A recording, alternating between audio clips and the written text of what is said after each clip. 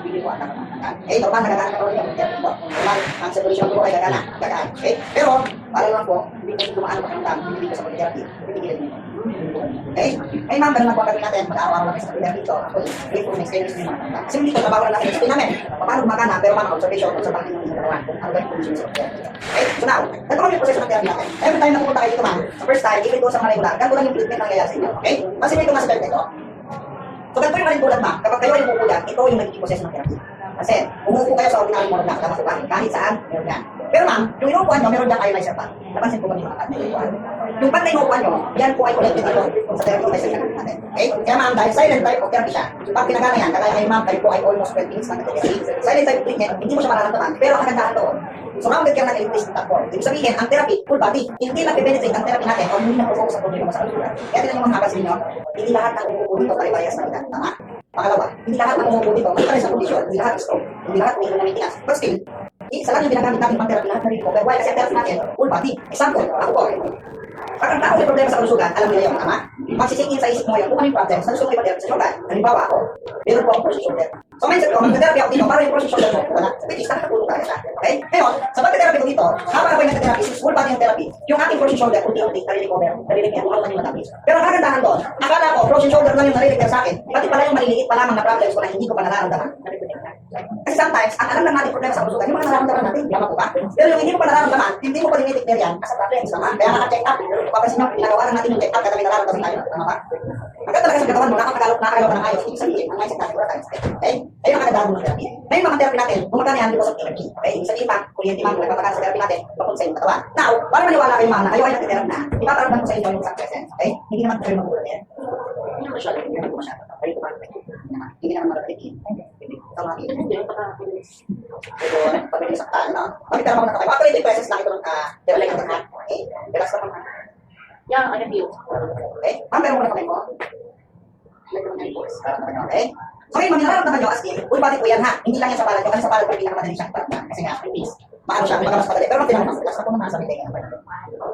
Buong katawan natin nito, okay? Sa mga matatagal na, huwag kayong magtataka kung bakit every time na pumupunta kayo dito, nagkaroon kayo ng patanto. Why? Because of micro-vibration, okay? Yung micro-vibration na yun, ang ginagawa mo sa katawan natin, kapag kayo ay nag-therapy, papasok yan, pamula sa labas, sa loob, sa maliit, hanggang sa pinakamalaking ugat sa katawan natin, at yan ay imamassage niyan 50 times per seconds. That's why, pag pumupunta dito, normal pa may nahantok po dito. Kaya yung iba yung matatagal na, kasi hindi pa uwi sa bahay, ang sarap ng tulog, tama? Ang kagandahan doon, ma'am, dahil sa micro-vibration na yun, yung mga blocking nerve natin, kagaya ng unhealthy or acidic condition ng nerve, si vibration, ma'am, tutulungan yan para tanggalin yung makikita na natin dami ng dugo o yung mga ugat natin. Sometimes, kaya na-high ang tao because of acidic condition. Okay? Kaya na-stroke ang tao, why? Because of slurred na unhealthy condition. Ibig sabihin, kaya tayo may mga problema sa kalusugan kasi lahat yan muna. Okay? Kaya ang trabaho ng therapy natin, ma'am, ang maganda, natural healing or intoxication. Okay? Ngayon ako kayo matatakot kasi yun yung presence pala. Sinabi ko kanina, electric ma'am, nag-reach yung katawan nyo, sabihin, okay? Pero ma'am, alala, hindi po yan kasi lang sa mga mga tayo. Kasi syempre, alam naman natin, pag sinabi ko yun, masama talaga. Especially kapag full time.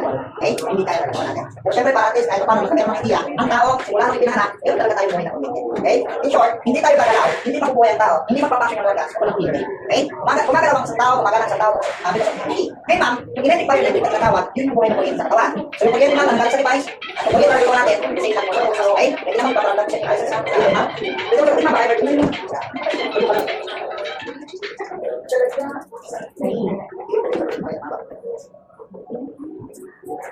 Paano naman nasa loob? Ano yung presence sa kanila? Basta po naman. Sabi. Ngayon lagi magkumpahin yung static at vibration. Ang una, ang trabaho ng therapy sa tao natin, pagalahin yung circulation. Kaya nakakatulong siya doon sa mga tao na every time na tumataas yung pressure o na-high blood, sinasama yung katawan, sinasama yung katawan, okay? Pero syempre, kagaya yung sinasabi ko, ang therapy natin hindi naman siya instant, hindi siya yung pinakamabilis na magpagalit sa katawan natin. Lahat po yan is gradual. Sabihin, okay? Yes, okay, ito isa. Tama yung natin, ma'am. How many years na naging yung problems mo? So, gusto mo, tapos gusto mo, sa best sa pag-amit, process, ay kagalit na. Hindi mo pa nagpagayas. Ang malaga, may procedure, may pinapano yung therapy pagdating sa mga problems natin. Okay? Kaya dito, ma'am, ang therapy, required talaga siya sa sarili. Kailangan talaga ng araw-araw. Mas maganda talaga ang araw-araw. Kaya dito, ma'am, kapag first time, kayo ay may paliwanag sa inyo yung process ng therapy, same time, kayo ay hindi natin. Pero, may tumulong makapunta dito, meron na tulong. Hindi nyo kasi ninyo sa mga mata. Hindi magtatagal ang mga tao sa mga therapy natin. Kasi unang-una, hindi naman tayo magpapagano dito, pero yung mga sa amin. Okay? Ibig sabihin, improvements. Pangalawa, kahit ito yung therapy natin, kahit po ako complementary therapy, tapos walang improvements, hindi na rin ako mag-e-effort. Okay? Dahil yung mga therapy natin, ako nakaupo ka dyan, isa din sa dahilan kung bakit kayo ay nanakto kung nakaupo. Nakakareceive ang katawan niyo ma'am, na tinatawag na ngayon tayo. Okay? Kaya mapapansin dito pag pumunta kayo, hindi na iiwasan talaga na kayo ay okay? Tapos pag sa bahay ma'am, kung ano man yung lifestyle nyo na mali, pagdating sa katawan natin, halimbawa, kulang kayo sa tulog, hindi kayo gusto tama, yun yung still dito. Ma'am, ulit na rin sa kanya. Kailangan kayo ay ito yun yung gagawin. Okay, sabihin ma'am, kayo ay aware kayo sa mga ayon, yes, sabihin nyo po sa mga. Okay? So ngayon, every time na nag-therapy tayo ma'am, ang trabaho ng therapy sa katawan natin is more on detoxification. Sabihin, tatanggal ng therapy lahat ng lamis sa katawan natin. Okay? Saan ang pwede sabihin ng labis? Ang pwede mga tinatawag ng labis? Saan? Okay, example, kapag ang isang tao Tatanong ay ko, mataas, KBC ba lagi? so Hindi, may labis na sugar sa katawan mo. Kapag ka ba, siyempre, may Yes, okay? trabaho. Pag may labis sa cholesterol sa katawan mo, dapat nagpapansin ka. Sure. May labis